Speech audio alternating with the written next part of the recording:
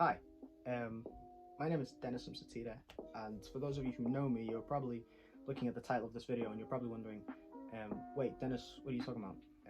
The book was out, how can it have failed? The book was written, how can it have failed? Or you had a book, but that's okay, because I'm gonna answer those 3.5 questions in this video now. Oh gosh. Yeah, few disclaimers. Sorry if there's some shaky camera stuff. This is like a new thing I'm doing. I don't know what's gonna happen with it, but it's just a new format, something I wanted to try. But yeah, I think that's all I have to say in this intro. Let's get into it. So for those of you who don't know, my name is Dennis Umsatida. I'm 17 years old and I like to create stuff. I like to create stuff and I like to put it out there for people to enjoy, basically.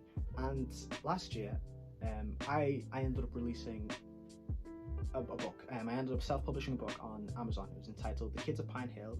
Came out on the 22nd of October 2021, though because of my incompetence, I didn't realize until the 23rd of October 2021, but that's okay because it came out, and I just want to explain the circumstances of that.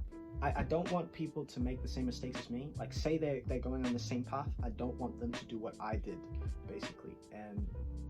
So yeah, I guess I'm gonna start with like how it came to be, basically. So it took me roughly a year to write this thing, from June 2020 to May 2021. That's just straight on, like including rewrites. But yeah, it ended up finishing there. That's how long it took me to write this thing, and I was so excited to write this. I wrote it all throughout my time in year 11, and I put in like my blood, sweat, tears into this, and I was so happy when it came out in October eventually. Unfortunately, there were a lot of problems that led to this book's failure, and it really comes down to one thing. I didn't know what the heck I was doing. Now, when I say I didn't know what the heck I was doing, I mean that I don't want to say I was young and incompetent, because it was like literally just under a year ago or something. So I can't be like, oh, I was young and naive. But like, I guess I was younger and naive, but that's probably where it stops, really. But basically, I wanted this book out so bad. I was so focused on getting this thing out there, but not getting it out there. I don't know if that makes any sense. It makes sense in my head. Basically, what I mean by this is I was so focused on getting the book out there in the people's faces so that people could see and be like, wow, look, I have written a book. But not only that, because I was genuinely interested in having this story. I was interested in the characters and everything about it. But I was so focused on getting it to the people that knew me, that like, look, I can do this, that I didn't promote it well enough to the people who didn't know me. And that's one of the biggest factors with it. Promotion. The promotion was absolutely shocking. It was terrible. Like, I announced the thing so late. I announced it on like the 18th of September 2021, that I'd written a book, and I was so excited for it, and I was like, oh my gosh, it's coming out in 2022. Newsflash, it didn't. But you know, I promoted it, but that was like about it, and it kind of stopped there. I'd said there was a synopsis and everything, but I hadn't really said, look, I'm doing this like continuously. It's like I said it once and I just expected it to be in people's heads, but that's kind of not how it works. So that's one part of why I think this thing failed, is that the promotion was just terrible. I didn't promote it well enough because I was just secretive about it. Like the fact that the thing came out like a month after I explained it should give you a rough idea of how secretive I was about the project. Like, barely anyone knew about it, which is fine. You know, it's entirely up to creatives on whether they want to be more open with how they are towards their creative projects. But again, it's an entirely personal thing. So, you know, but I just think the way I did it was terrible. Like, I think another part of this failure comes down to the fact that it was self-published. Now, I have always wanted to go down the self-published route. You know, I've always thought, I'd rather do it myself, but not more of a like, yeah, I'll do it myself. You know what I'm saying? I'm The Rock or something. No, I just preferred not having things changed. Because the traditional publisher route and the self-published route are two very different, you know, routes to go when it comes to book publishing. And I don't think a lot of people know that, but the main things that people dial it down to are that traditional publishing, you don't get a lot of, you know, control in certain things. Self-publishing is like entirely you, which, you know, they both have their pros and cons essentially, but that's okay. But I was more wanting to go the self-published route because, as I said before, I wanted this thing out there regardless of the quality of it, unfortunately. But there's also another layer to me not doing the traditional publishing route. One is that I'm young, but I feel like this would require a whole other like video or explanation for it. But the way I could boil it down to you, I felt that me being a black creator wouldn't be able to publish something out there if the story wasn't about black characters or black trauma. I mean, there were people of color, you know, characters in the book. Sorry, there are people of color characters within the book, like all around. I'd say it's quite diverse, but that's not the reason you should read it if you want to. But I just felt that they wouldn't take me if it wasn't about my own trauma.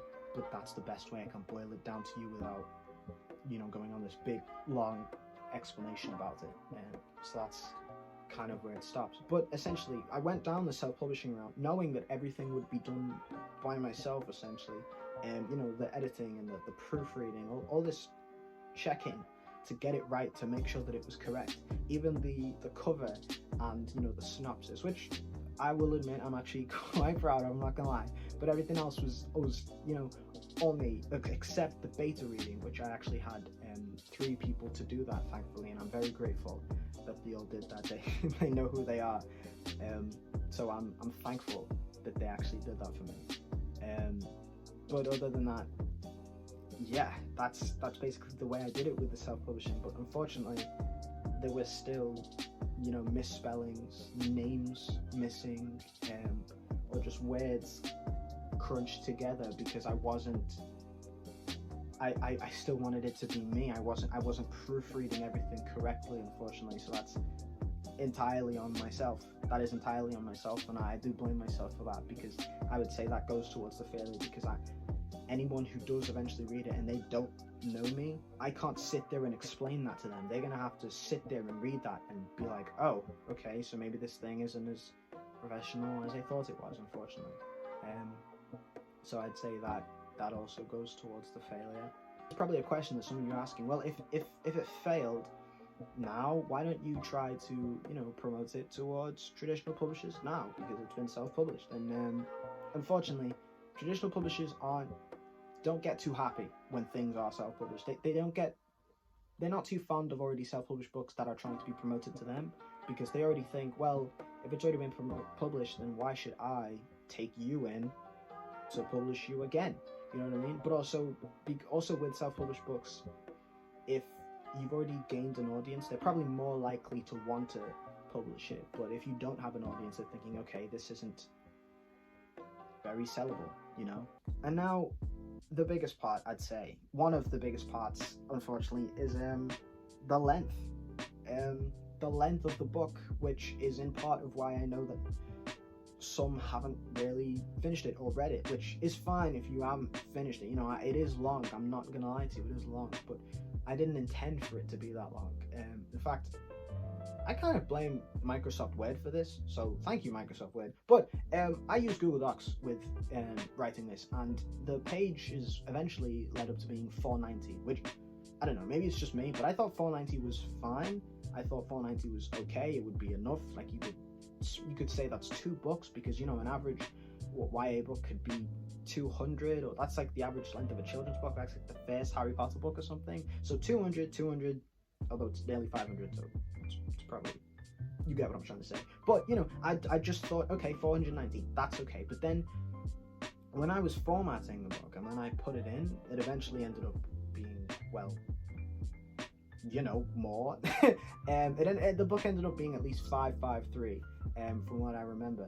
In fact, I have it right here, but I'm not going to check. But it ended up being at least 553, which at the time when I'd first formatted it, I didn't care, because as I'd mentioned before, I was so focused on getting this thing out there. I was so focused on getting this thing out to the people, to the public, so they could see it, that I didn't care for the page length at all. I was just like, listen, I have written this thing and it's going to be seen by people someday.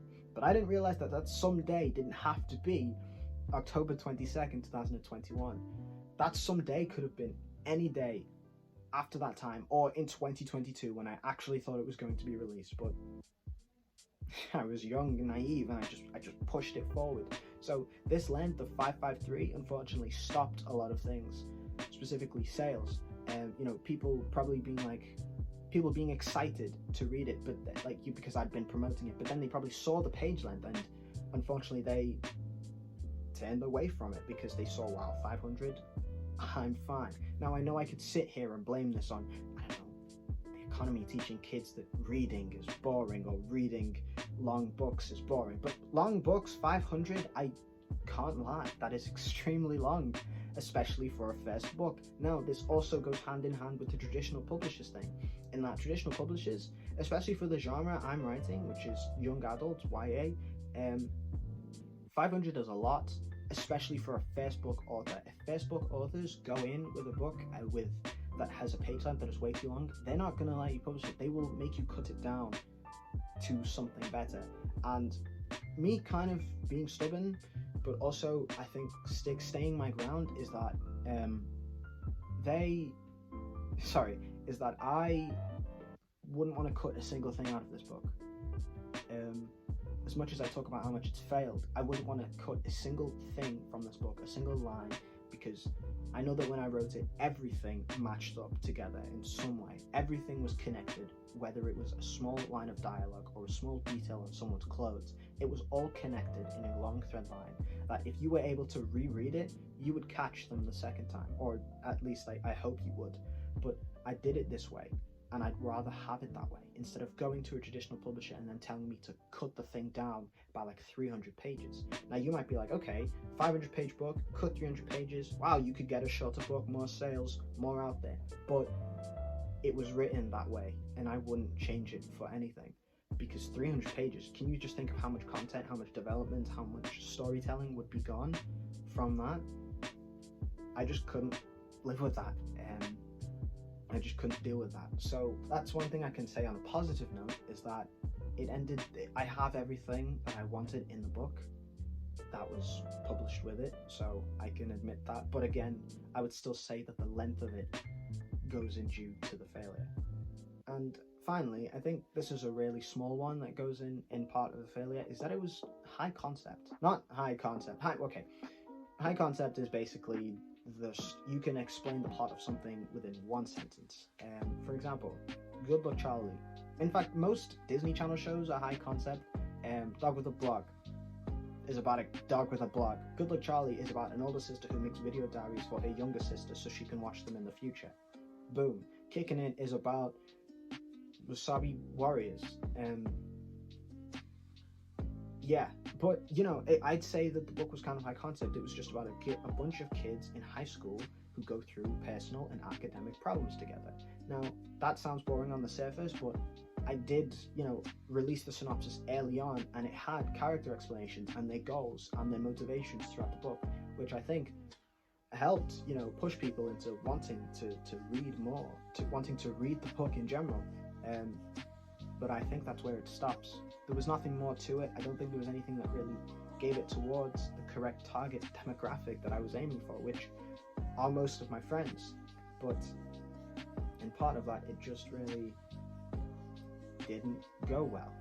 So yeah, that's just the way it is. The book is out. It's released. It's on there on Amazon for anyone to get. And I just have to live with this. I just have to live with the fact that the first book I've released, self-published, is a failure, unfortunately. And I can't really do anything about it. I can't sit here and mope about it, which might make you go, then why are you making this video? But it is what it is. The one thing I can say I'm proud of is that it's out. I wrote a book and it's out there. I know that there are people who have read it. I know that there are people who are close to finishing it, or going to finish it, or have finished it. But it's kind of where it stops for me, unfortunately.